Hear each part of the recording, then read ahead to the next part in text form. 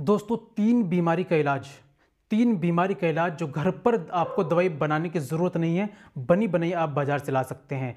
तीन बीमारी अगर आपके अंदर आ गई हैं, सबसे पहली बीमारी आपको एहतलाम की बीमारी हो गई है।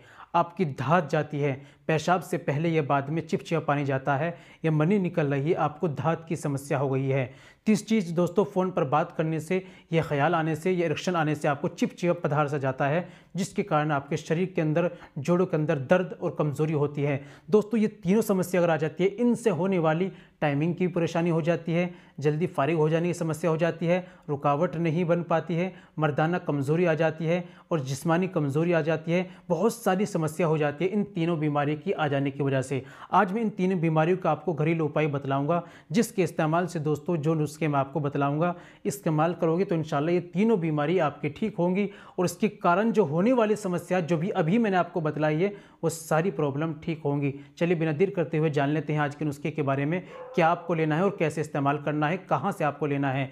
तो दोस्तों ये बताने से पहले दो छोटी सी गुजारिश कि अगर आप हमारे चैनल पर नए आए हैं, ये अभी तक आपने हमारा चैनल सब्सक्राइब नहीं किया, तो जल्दी से चैनल को सब्सक्राइब कर दीजिए और बेल आइकन पर ऑल पर प्रेस कर दीजिए। दोस्तों वीडियो को प्यारा सा लाइक कर दीजिए और हाँ, अगर फेसबुक पर देख रहे हैं चैनल को फॉलो ज़रूर कर लीजिएगा। चलिए शुरू करते हैं, जान लेते हैं आज के नुस्खे के बारे में। तो दोस्तों सबसे पहले आपको लेना है वीर्या पौष्टिक चूर्ण, और दूसरी चीज़ आपको लेनी है लबू बारिद, और तीसरी चीज़ आपको लेनी है वंग भस्म। इन तीनों चीज़ों को पंसारी की दुकान से लेकर आइए। आपको करना क्या है, लबू बारिद के अंदर वंग भस्म को मिक्स करना है। वंग भस्म को लबू बारिद के अंदर डालें और अच्छी तरह मिक्स कर लेना है। इस्तेमाल का तरीका, आधा चम्मच वो माजून लबू बारिद और आधा चम्मच आपको लेना है वीर्या पौष्टिक चूर्ण। सुबह में आपको खाली पेट दूध से लेना है, रात में सोते समय दोनों में से आधा आधा चम्मच आपको दूध से लेना है। सुबह और शाम दो वक्त आपको इस्तेमाल करना है। इस दौरान आपको खटाई का, खट्टी चीज़ों का, बादी चीज़ों का, तली भुनी चीज़ों का, गोश्त, अंडा, मांस, मछली, चिकन, गंदी फिल्में, गंदे ख्यालात, लड़कीबाजी और मास्टरबेशन, हर तमाम